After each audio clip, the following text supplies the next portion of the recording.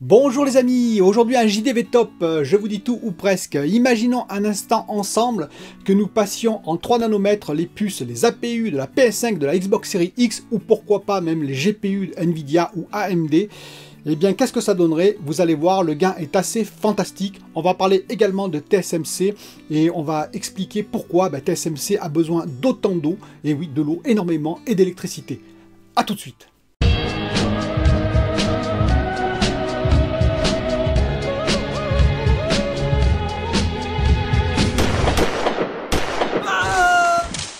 Alors aujourd'hui on va parler bien entendu de TSMC principalement, mais on va parler des APU PS5 et APU Xbox Series X. Je vais prendre une hypothèse, vous allez voir, et ça marcherait très bien également pour les RTX 3000 ou les RX 6000 et j'en passe.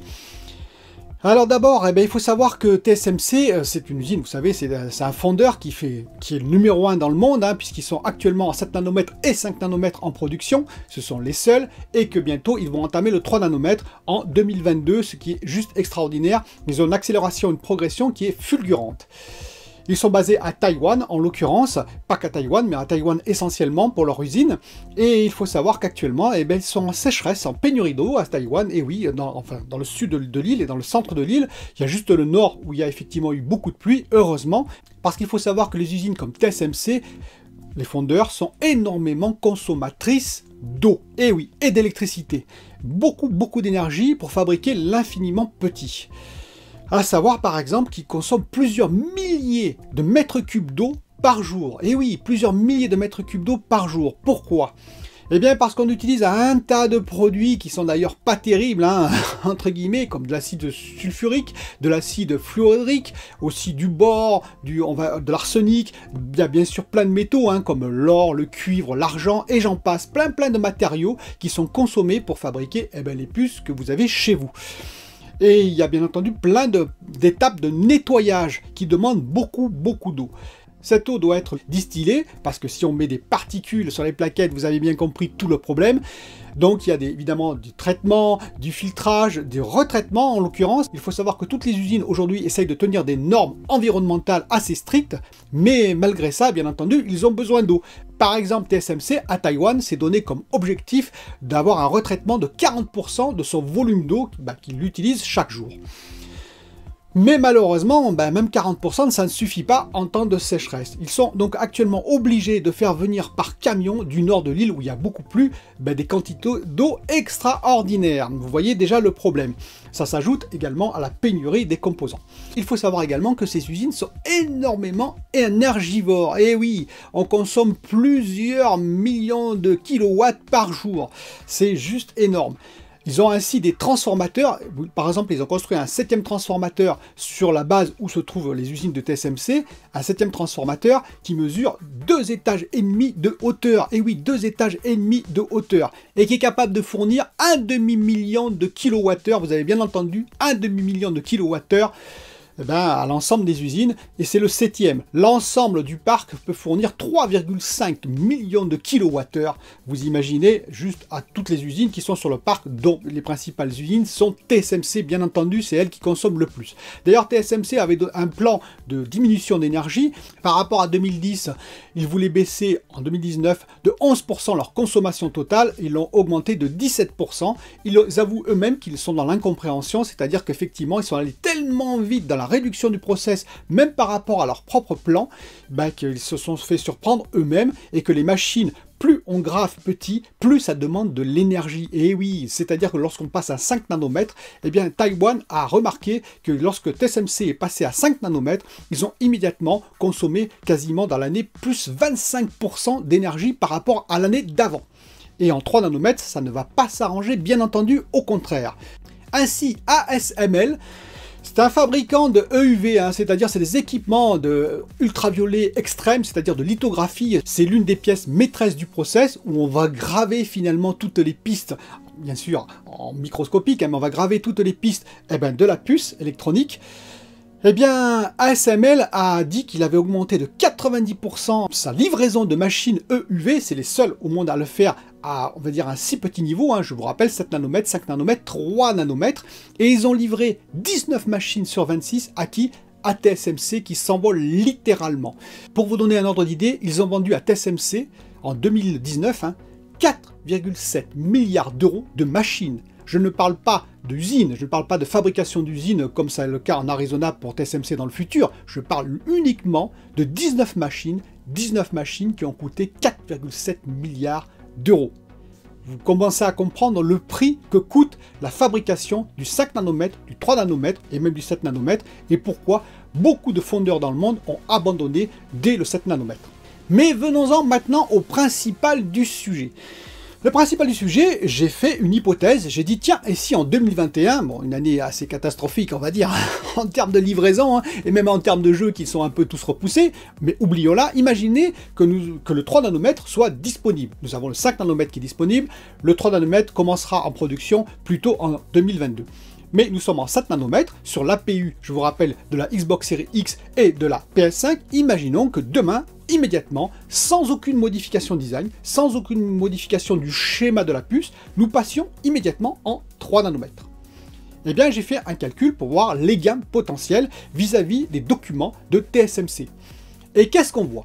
Eh bien, on voit déjà une réduction énorme, oui énorme, de la puce en elle-même. J'ai pris la Xbox Series X, ce serait pareil pour la PS5, j'ai pris la Xbox Series X, qui est la plus grosse puce, qui est à 360 mm carrés, vous le savez. Donc chaque APU sur le wafer fait 360 mm carrés. Si on passe en 5 nanomètres, on arrive à 196 mm carrés. Vous voyez qu'on baisse déjà drastiquement la taille de la puce. Et si on passe en 3 nanomètres, on baisserait à 116 mm carrés, c'est-à-dire moins de 3 fois la taille de l'actuel APU Xbox Series X sur les wafers. Question consommation. Sur l'APU de la Xbox Series X, actuellement on est à 170 watts, on estime à 170 watts à peu près lorsqu'on est sur un gros jeu. On baisserait à 134 watts en 5 nanomètres, et oui, vous voyez déjà le gain, et à 98 watts si on passait en 3 nanomètres sans faire aucune modification, je le répète, sur l'APU. Donc quasiment la moitié de moins en consommation. Et question puissance, et oui, parce qu'on gagnerait également en puissance. Actuellement nous sommes à 12 teraflops. Je ne parle pas d'architecture, mais de toute façon, ce serait la même, donc il n'y aurait aucun problème avec ça. Nous passerions à 13,6 teraflops avec, en 5 nanomètres et à plus de 15 teraflops en 3 nanomètres sans aucune modification. C'est-à-dire que nous gagnerions 3 teraflops, vous savez, les 3 teraflops qui manquent peut-être pour avoir beaucoup de jeux en 4K natif, par exemple sur la Xbox Series X, ou pour avoir à la fois le mode optimisé et le mode performance. Mais le principal gain ne serait pas là. Et non, il ne serait pas là. Il serait dans le prix de la puce. Prenons un prix de wafer que je ne connais pas, mais de toute façon c'est la même base, donc ça sera tout à fait valable, de 10 000 € le wafer, ou 10 000 $ si vous préférez. On va parler en euros, 10 000 € le wafer. C'est-à-dire que lorsque TSMC vend son wafer avec un certain nombre de puces bonnes dessus, il le vend 10 000 €. Si nous prenons la Xbox Series X actuelle, 360 mm carrés, 7 nanomètres, avec un rendement 50 puces mauvaises sur la plaquette, eh bien nous aurions 106 puces bonnes sur la plaquette. Et ça nous reviendrait à 94 $ ou euros, plutôt 94 € si on a une plaquette à 10 000 € par puce. C'est-à-dire que la puce serait vendue 94 € à AMD. Si nous passons en 5 nanomètres, nous serions à 243 puces bonnes, toujours avec les mêmes 50 défauts. Et oui, en 5 nanomètres, la puce fait plus que 196 mm carrés. Et donc, nous aurions un prix de revient de 41 € par puce. C'est-à-dire qu'AMD paierait moins de la moitié chaque puce. Et si nous passions en 3 nanomètres, 116 mm carrés pour la puce, pour l'APU, je vous rappelle, nous serions à 459 puces bonnes, 50 puces mauvaises, toujours pareil, et nous serions à 22 € par puce, c'est-à-dire moins de 4 fois moins en termes de prix par rapport aux 7 nanomètres d'aujourd'hui. Une réduction de 4 fois en termes de prix. Ainsi, le prix de chaque APU coûterait 4 fois moins cher, nous consommerions à peu près, un peu plus, mais 2 fois moins, et nous aurions bien entendu une puissance de 3 teraflops supplémentaires, rien qu'en passant en 3 nanomètres et sans faire quoi que ce soit d'autre. Alors bien entendu, ça c'est dans le rêve parce que vous vous doutez bien qu'il y a quand même un petit problème. Le premier problème, et il y en a deux en fait qui vont se conjuguer, c'est que lorsqu'on va passer en 3 nanomètres, le rendement sera forcément plus mauvais. Effectivement, imaginons qu'on passe en 3 nanomètres aujourd'hui, le 7 nanomètres aurait à peu près 3 ans d'existence chez TSMC. C'est-à-dire que ce serait un process qu'on appelle mature. Alors que le 3 nanomètres, lui ne le serait pas, ce serait un nouveau process. Ça veut dire quoi? Ça veut dire déjà que comme c'est un process beaucoup plus petit, beaucoup plus fin, eh bien on aurait potentiellement un rendement plus mauvais, c'est logique. En plus, les défauts de même taille affecteraient beaucoup plus le 3 nanomètres que le 7 nanomètres, qui serait un peu plus large, on va dire, en termes de distance. Donc des défauts plus petits l'affecteraient moins que le 3 nanomètres. Donc le rendement est plus mauvais. On ne peut donc pas prendre la même base de rendement. Et le second point, bien entendu, c'est, comme je vous l'ai montré, les machines qui sont rentrées, les ASML, coûtent énormément cher. Et ce ne sont pas les seules machines, il y a beaucoup d'autres machines en process. Et pour faire du 3 nanomètres, on a dû payer, on a dû investir. Donc, le coût du process, le coût du wafer est plus élevé en 3 nanomètres au départ, bien entendu, qu'en 7 nanomètres, où les machines commencent à être rentabilisées, et donc on baisse un peu le coût du wafer. Et donc j'ai pris ça en compte, c'est-à-dire que j'ai dit, tiens, je vais calculer pour voir déjà combien, si on avait la même base, 10 000 € par wafer, quel rendement je devrais avoir en 3 nanomètres pour être équivalent en termes de prix de puce au 7 nanomètres. Pour le 7 nanomètres, j'ai pris 90% à peu près de rendement pour calculer à peu près le coût de la puce.